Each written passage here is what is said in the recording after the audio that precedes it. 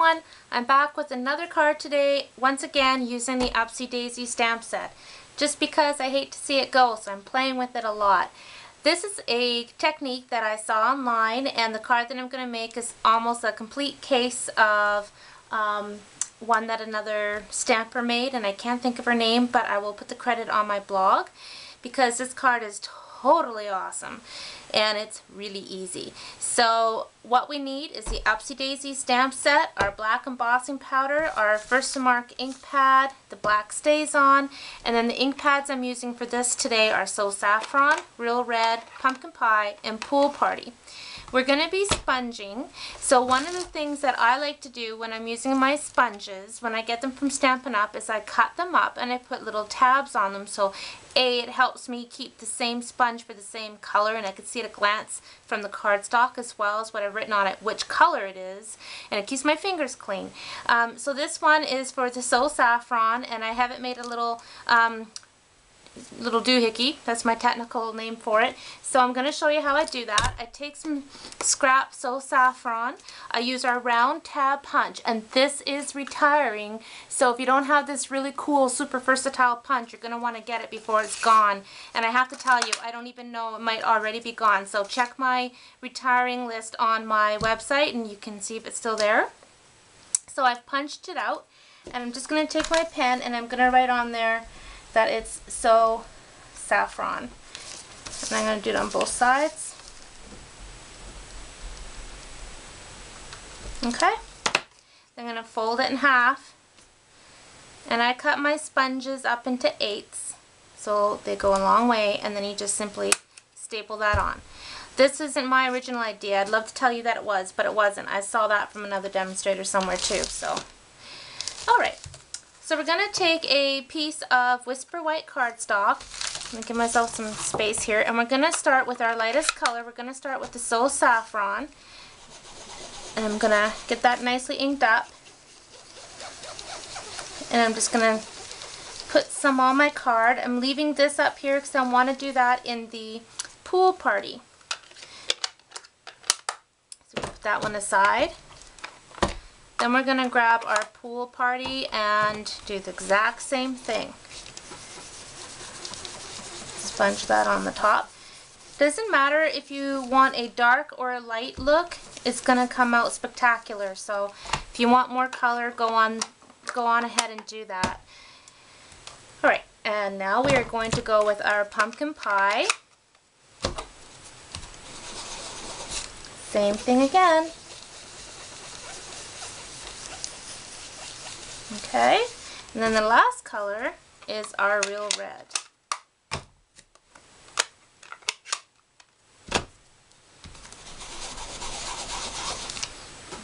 And just do that on the bottom. And there you have it. Okay, that's our sponging done.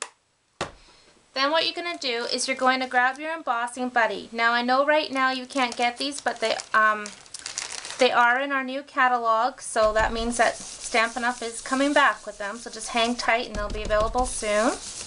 And what this does is this takes off the static from the paper because we're going to emboss, and we don't want to get embossing powder where we don't want it, so that's what that little magic pillow does. So we're going to take the First to Mark ink pad. This is a sticky ink, pigment type ink, so that our powder will stick to it. In my previous video with the Poppin' Pastels, using the chalks and the First to Mark, shows you just another way you can use this cool ink pad. I've got a little dot of paper in there, that's what I was getting out. Alright, nicely inked. We're going to go ahead and put that down. And then we're going to grab, in this set you've got 3 sayings. We have You're on My Mind, Birthday Celebrations, and Thank You for Your Friendship. We're going to use You're on My Mind. We're going to ink that up in First to Mark. Now I don't know if you can see this on the video because it's kind of clear, but the ink will stick to that, and I will show you, sorry, the powder will stick to that. I'll show you what I do. It's my handy dandy piece of scrap paper and my basic black embossing powder. and you're just going to shake that on and then tap it off. And so your powder is stuck onto your Versamark, which is exactly what you want. And then you're going to pour this back into your container. You're going to take your artwork over to your heat tool, or bring your heat tool over to you, whichever you've got it set up, and you're going to heat that up, and you're going to see it's going to turn into like a plastic coating, and it's the coolest thing ever. Alright, I'm back. So it's all inked up, and it's all been powdered with the embossing powder, and it's all been heated up. So this is what we have, all pretty. And now I'm going to take my snail. Don't be shy about using snail. You don't want to go through all this beautiful artwork that you're doing and then have it not stick onto your card. So we're going to go ahead and put that on there. Then I've taken some scrap black cardstock and I put it through my scallop border punch to make grass, and I just didn't line it up. And again, this is from that demonstrator that I copied this from. Always good ideas online. And there's a little bit extra there, so I'm just going to snip that off.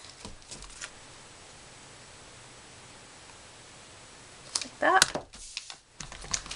And then we're going to put that onto our card. This is just some Scrap Designer Series paper. This is from our Bolds Designer Series paper package of 12 by 12 card DSP. And then we just put that on. And there you have it. Isn't that gorgeous? I absolutely love this card.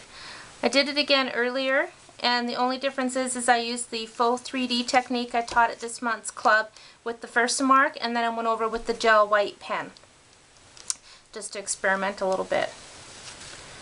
So there you go. Yet another fantastic way to use this Upsy Daisy stamp set. So you can find this through my online store or contact me and I'll order it for you. And they're only around until the end of the month or while supplies last. So that's it. Have fun and happy stamping.